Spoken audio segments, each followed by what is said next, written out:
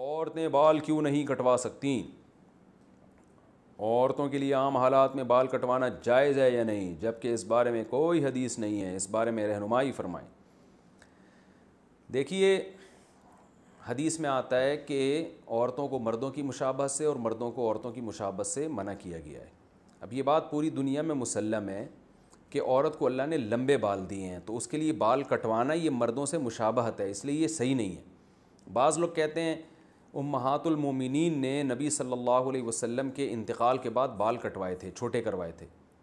تو اس لیے بعض لوگ کہتے ہیں اس سے پتہ چلتا ہے عورت بال چھوٹے کروا سکتی ہے۔ تو خوب سمجھیں کہ امہات المومنین نے نبی کے انتقال کے بعد جو بال چھوٹے کروائے تھے وہ زینت ختم کرنے کے لیے، کہ اب شوہر کا انتقال ہو گیا تو ہم نے بالوں کی زینت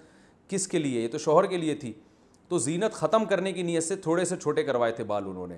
جبکہ آج عورتیں جو بال چھوٹے کرواتی ہیں وہ فیشن کے لیے، زینت پیدا کرنے کے لیے، تو یہ تغییر خلق اللہ ہے، یہ اللہ کی تخلیق کو بدلنا ہے، کہ جس چیز میں اللہ نے زینت رکھی ہے لمبے بالوں میں، آپ اس کے خلاف کو زینت قرار دے رہے ہو،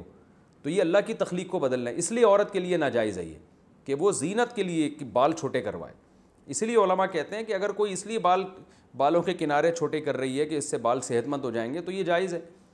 تو اس لیے عورت کے لیے اس لیے بال چھوٹے کرانا کہ فیشن کے طور پر، زینت کے طور پر، تو چونکہ فساق عورتوں کا شعار ہے، غیر مسلموں کا شعار ہے، تو یہ مسلمان عورت کے لیے جائز نہیں ہے۔ اور اگر ویسے ہی چھوٹے کرواتی ہے کہ وہ بالوں کی نوکیں چھوٹے کروا رہی ہیں کہ تاکہ وہ تھوڑے سے ایک لیول میں آ جائیں تو یہ جائز ہے۔ اور اگر کوئی اس لیے چھوٹے کروا رہی ہیں کہ بہت ہی لمبے ہو گئے ہیں، سنبھالنا مشکل ہے، تو بھی جائز ہے، لیکن اتنے چھوٹے کہ مردوں سے مشابہت نہ ہو۔ تو اس لیے علماء کہتے ہیں کہ کم سے کم جو ہے نا اتنے بال جو کمر تک آ رہے ہوں اور جو جس میں چٹیا بن سکتی ہو، بعض علماء نے یہ بھی کہا ہے کہ جو عورتوں کے بال ہوتے ہیں کم از کم چٹیا بن سکتی ہو اس بالوں میں، اگر کوئی بنانا چاہے، تو اس سے زیادہ چھوٹے کرنے کی اجازت نہیں ہے۔